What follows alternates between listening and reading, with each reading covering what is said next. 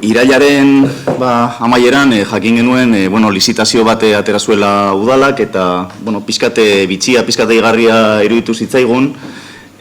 Irudian ikusten dugun Salburuko 15. Sektoreko E3 izeneko enklabe horretarako sarbide baten urbanizazio lanak egiteko lizitazioa zen.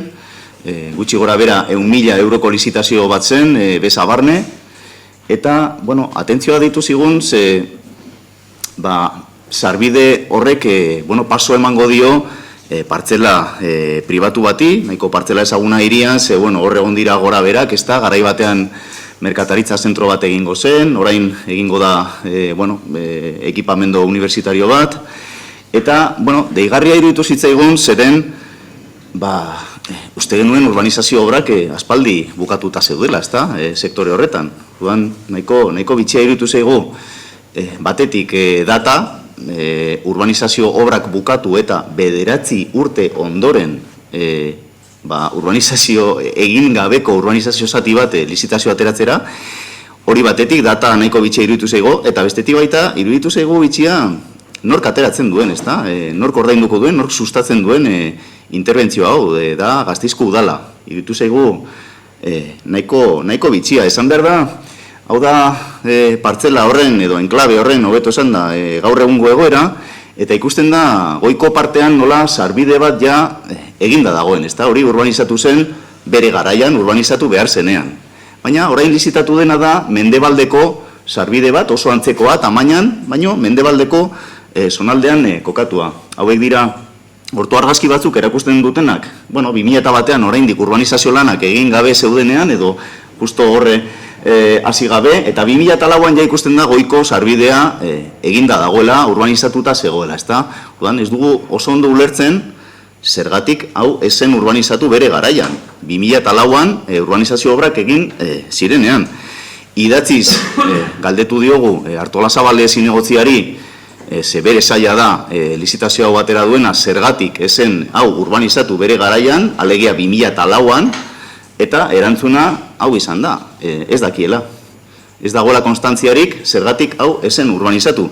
Eta nahiko erantzun bitxia iruditu zaigu, ez da? Uste dugu, udalak jakingo duela, eta auskalo zergatik ez digune erantzun nahi, zergatik esen urbanizatu hori bere garaian. Karo, hau guztia kontatzen dut, ze garrantzitsua da, erabakitzeko nork ordaindu behar duen urbanizazioa.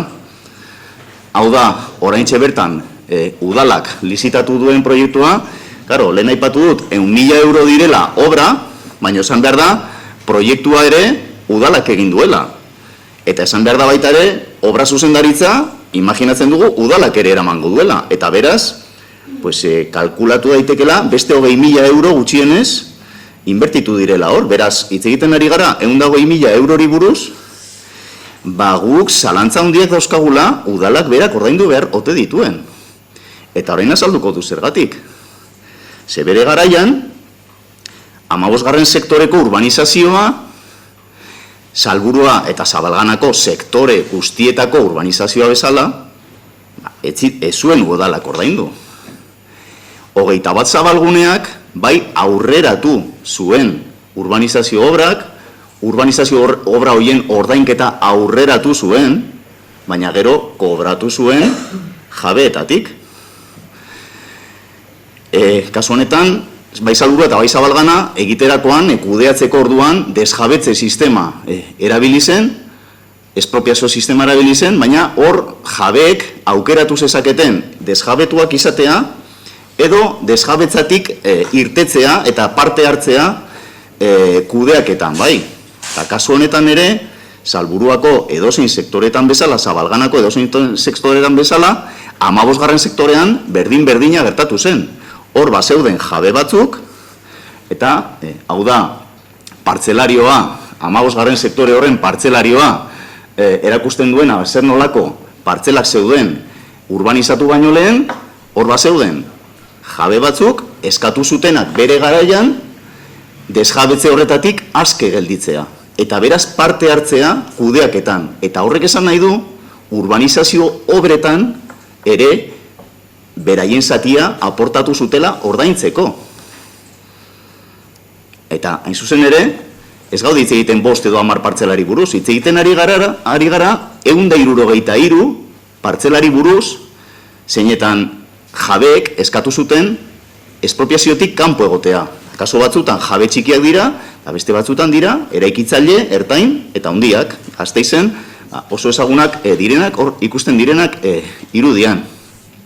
Horrezegatik galdetu nahi dugu, ez dugulako oso ondo ulertzen zergatik ordaindu behar duen hau udalak, ea, 9 urte ondoren, 2004an jabeek ordaindu zuten urbanizazio bat, jabeen artean egongo zen ere Hogeita Bat Zabalgunea eta egongo zen ere udala noski, ze azkenean desjabetu zituen partzela batzuk, beraz hor ere jabea bazen, baino proportzio batean. 163 partzela hauetako jabeak ere, propietarioak zirenez, hoiek ere ordaindu zuten urbanizazio hori. Ez dugu ulertzen orain, zergatik ordaindu behar duen 100% Gasteizko udala.